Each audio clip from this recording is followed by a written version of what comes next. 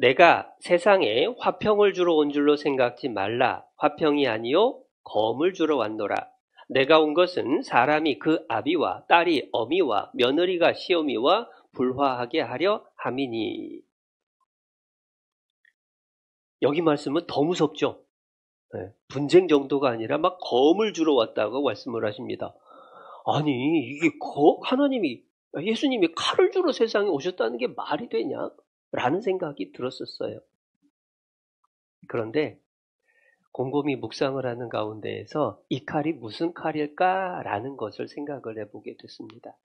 사람들은 칼이라고 얘기를 하면 전쟁에서 사람을 죽이기 위한 칼을 제일 먼저 떠올리기가 쉽죠. 그러나 예수님이 우리에게 주시려는 칼은 사실은 병든 부분을 도려내는, 사람의 질병을 치료하고 건강하게 만들기 위한 수술용 칼이라고 생각하는 게 맞을 겁니다. 썩어가는 부위를 갖다가 칼을 내면 무서워하니까, 그러니까 그 위에다가 반창고나 붕대 둘둘 말아 놓으면 건강해질 수가 없죠. 오히려 더 심각해지는 겁니다. 아플지라도, 당장에 피가 흐르고 당장엔 아플지라도 수술용 칼을 가지고 썩은 부위를 도려내고 소독을 해야만 건강을 되찾을 수가 있는 것처럼, 한 사람이 구원을 받으면 구원받지 않은 사람과 하나가 되지 못하고 문제가 계속해서 생겨나는 일들이 생기는데, 그 과정은 왜 생기느냐? 결국은 영혼의 질병인 죄 문제 때문에 생겨나는 일이기 때문에 이 문제를 완전히 해결하기 위해서 하나님이 일시적으로 마치 수술용 칼을 대면 당장엔 아프지만 그러나 그 과정을 거쳤을 때에 건강해질 수 있는 것처럼, 당장엔 구원받은 사람과 구원받지 않은 사람이 서로 나뉘고 다투는 것처럼 보일지라도 결국은 예수님을 통해서 구원받음으로 말미암아 온 가족이 진정한 평안, 진정한 기쁨, 완전한 하나님 안에서의 사랑과 행복을 누릴 수 있게 해주기 위한 일이라는 겁니다. 가끔은 붕대 감아놓은 것처럼 거짓 평화를 그냥 지내보고 싶은 마음이 생길 수도 있어요. 다투기 싫어서, 언성 높이는 게 싫어서, 그래서 말을 안 하고 넘어갈 수도 있습니다. 그러나 그것은 치료되는 게 아니라 악화되는 거죠. 거짓 평화가 아니라 참된 평화를 얻기 위해서 다툼의 과정이 있는 겁니다. 겉으로만이 아니라 중심까지 참된 평화를 누리기 위한 다툼의 과정, 욕심과 미움 때문에 생기는 다툼이 아니라 영혼을 건지기 위해서 마귀의 세력과의 다툼을 말씀을 하신 거다라고 이해를 하셔야 되는 거예요. 그리고 그 과정에서는 아픔이 일시적으로 있습니다. 그러나 그 일시적인 아픔을 지나야 진정한 건강과 기쁨과 평안을 누릴 수가 있게 되는 거고, 그것을 예수님이 칼을 주러 왔다라고 말씀을 하시는 겁니다. 그리고 지금도요, 그 복음의 불꽃이 구원받은 사람에게 들어왔고, 그렇기 때문에 가정에서 그러한 구별, 그러한 다툼, 그러한 불화가 나타나는 일들이 내게도 우리 주변에도 자주 그런 일들이 있는 것을 보게 돼요. 물론 너무 쉽게 온 가족이 다 구원받는 일도 있습니다. 다 싸워야 되고 다툼이 있고 뭐 이런 것은 아닙니다. 그러나 다툼이 있는 경우가 의외로 많더라라는 거예요. 어떤 형제님의 간증을 듣는데, 그 형제님이 어려서부터 항상 집안이 늘 언성 높아지는 일 하나 없이 늘 조용했던 집안, 아버지에게 큰 소리 한 번도 듣고 자라지 않았던 형제입니다. 그런데 이 형제가 구원을 받고 부모님을 전도하다 보니까 부모님의 언성이 높아지고 화를 내고 싫은 소리를 듣고 욕을 먹고, 복음을 전하다가 아버지의 그 화난 목소리로 심한 말을 듣고 났을 때에 처음으로 그런 말을 듣고 난 이 형제가 너무 충격을 받았어요. 내가 이런 소리까지 들어야 되나? 왜 아버지가 나한테 이렇게까지 말씀을 하시지? 정말로 낙심하고 있던 상황 속에서 다른 구원받은 형제 자매님들과 교제하는 가운데에서 한 가지를 알게 됐어요. 그게 아버지의 본심은 아니다. 하나님이 계신 것처럼 마귀가 있어서 마귀가 그 아버지의 마음을 쥐어 흔들어서 더 이상 전도하지 못하게 회방하는 일을 하고 있는 거다. 그 말을 듣고 나니까 이해가 되더라는 거예요. 아, 우리 아버지가 어떤 분인데 그 전에 우리 아버지하고 나 사이의 관계가 다 머릿속에서 떠오릅니다. 그리고 하나님 얘기가 나왔을 때만 변하는 그 모습을 보면서 아하, 그렇구나. 이거는 아버지의 본심이 아니라 진짜 마귀가 회방하는 거구나 라고 하는 것을 알게 됐어요. 그래서 다시 분발하고 다시 간절한 마음으로 기도하는 가운데서 복음을 계속 전했죠. 그리고 이후에 아버님이 구원받으시고는 너무 화목하게 그리고 가장 든든한 기도 부대가 되어줘서 뒤에서 후원해 주시고 격려해 주시고 든든하게 의지가 되어주시는 그 아버님이 계시다라는 간증을 들었었어요. 그 과정이라는 겁니다.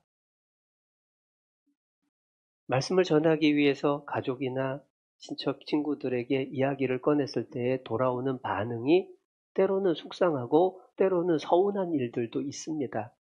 그러나 그게 그 사람의 본심은 절대 아니라는 것. 그 다툼이 영원한 것은 절대 아니라는 것. 하나님과 마귀와의 싸움 가운데에서 우리가 이 그 전쟁에 참여를 하고 있기 때문에 그러한 아픔, 그러한 또 상처 일시적으로 있을 수 있으니까 다시 마음을 정리하고 다시 분발해서 말씀을 전하는 일을 우리가 시도를 해야 될 것을 또 배우게 되는 거예요. 누가복음 12장 49절 내가 불을 땅에 던지러 왔노니 이 불이 이미 붙었으면 내가 무엇을 원하리요. 예수님은 어떻게든 이 복음의 불꽃, 성령의 불꽃이 온 세상에 옮겨 붙기를 원하셨어요. 그리고 그 일을 위해서 자신을 죽기까지 내어주실 겁니다. 십자가에 찢기기까지 하신 거예요. 그리고 그 불꽃이 이어붙었기 때문에 예수님의 제자들 모두가 순교했죠. 베드로는 거꾸로 못 박혀 죽었고 바울은 목이 잘려서 죽었고 안드레는 X자형 십자가에 못 박혀 죽었고 도마는 창에 찔려 죽었고 바돌로메는 채찍에 맞아 죽었고 어떤 사도는 가죽이 벗겨서 죽임을 당하고 그 사도들뿐만 아니라 복음이 나에게까지 전해지는 과정 속에서 순교한 사람의 숫자가 7천만 명이라는 게 뉴스에 나왔었죠. 7천만 명이라는 많은 믿음의 선배들이 나라는 사람에게 복음이 전해지기까지 목숨을 걸어서 지켰고 목숨을 걸어서 주변에 그 복음의 불꽃을 퍼뜨려 왔기 때문에 나에게까지 복음이 전해진 거예요. 가까이에 나를 전도해 준 사람의 희생이 있었기 때문에 내가 복음을 들을 수가 있었다라는 겁니다. 그렇기 때문에 나도 그 불길을 꺼뜨려서는 안 되죠. 불은요, 번지는 특성이 있습니다. 주위에 옮겨 붙게 되죠.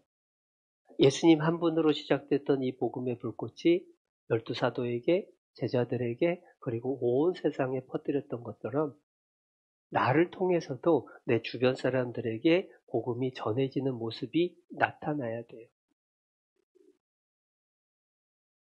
지금의 내 모습을 예수님이 보신다면 어떤 심정일까? 라고 하는 걸 한번은 생각해 봐야죠. 내가 널 위해서 십자가에 이렇게 죽었는데 너는 지금 무엇하고 있느냐에 내가 대답할 수 있어야 될 거라는 거죠. 그리고 그렇게 주변을 불붙게 하려면 먼저는 내가 불타야 돼요. 내가 뜨거워져야 되죠.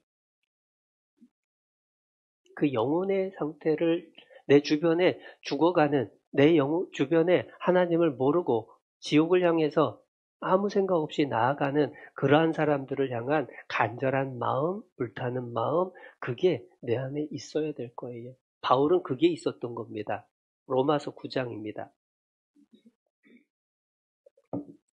로마서 9장 1절 내가 그리스도 안에서 참말을 하고 거짓말을 아니하노라. 내게 큰 근심이 있는 것과 마음에 그치지 않는 고통이 있는 것을 내 양심이 성령 안에서 나로 더불어 증거하노니 나의 형제 곧 고륙의 친척을 위하여 내 자신이 저주를 받아 그리스도에게서 끊어질지라도 원하는 바로라. 바울의 마음이 막 불이 붙는 거예요. 안타까움으로 인해서 불이 붙는 겁니다. 자신이 지금 많은 지역을 다니면서 복음을 전하는데 정작 자기 가족 친척들, 자기 동족들, 그 유대인들이 복음을 배척하는 모습을 보고 마음이 너무 불이 타는 거예요. 저러다 큰일 나는데 어떻게 해야 되지?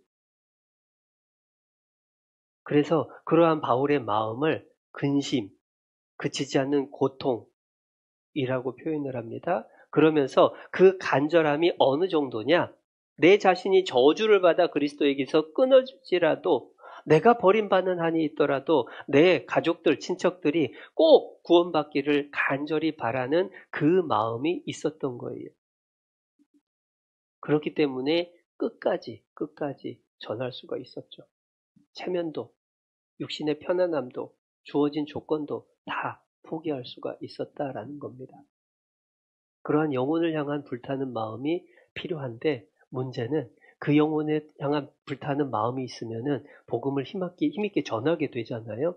그러니까 마귀도 가만히 있지 않는 거예요. 마귀는 자꾸만 차갑게 식어지게 만듭니다. 성령은 불과 같이 뜨거움으로 나타난다면 마귀는 뱀과 같이 차가운 냉혈로 나타나요. 뱀은 뜨거운 거 싫어합니다. 금방 도망가죠. 마귀는 뜨거운 거 싫어합니다. 차갑게 식어지게 만드는 거예요. 그렇기 때문에 신앙생활을 제대로 하기 위해서는 하나님을 향해서 그 뜨거운 상태를 유지하려고 노력을 해야 된다라는 겁니다. 근데 문제는 우리가 살아가는 이 세대가 너무 차가운 세대예요. 전도를 하려고 해보면 정말 벽이라는 생각들이 많이 들 때가 있어요. 관심이 없어요. 예전에는 전도하려면 싸웠습니다. 네가 옳냐 내가 옳냐 가지고 싸웠습니다. 근데 요즘은요 안 싸워요. 무시하고 반응을 안 해요. 그러니까 더 차갑게 느껴지고 더 막막하게 느껴지는 겁니다. 그런데 그게 점점점 퍼져요. 세상은 진리에 대한 관심이 없습니다. 영혼에 대한 관심이 없습니다. 그냥 이 세상에서 재미있게, 즐겁게, 편하게 그렇게 지내다 살다 끝나면 되지 라고 하는 생각에 꽉 차 있는 거예요. 그 속에서 내가 뜨겁게 이 마음을 지킨다라고 하는 게 참 어려워요.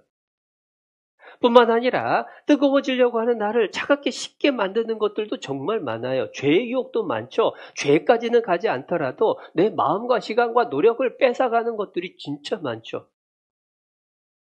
재물에 대한 유혹, 유튜브, TV, 거기에서 주는 즐거움, 게임에서 얻는 즐거움, 세상에 많은 화려하고 재미있고 신나는 것들, 멋있는 경치, 가보고 싶고 해보고 싶고 놀고 싶고 누리고 싶은 것들을 얼마나 많이 비춰주나 몰라요. 그러니까 마음속에서 하나님을 향한 마음들이 올라오다가도 그 많은 것들의 홍수 속에서 어느 사이인가 흔적을 찾기가 어렵게 바뀌는 것. 그게 마지막 때에 살아가는 그리스도인의 환경이다라는 생각이 들어요.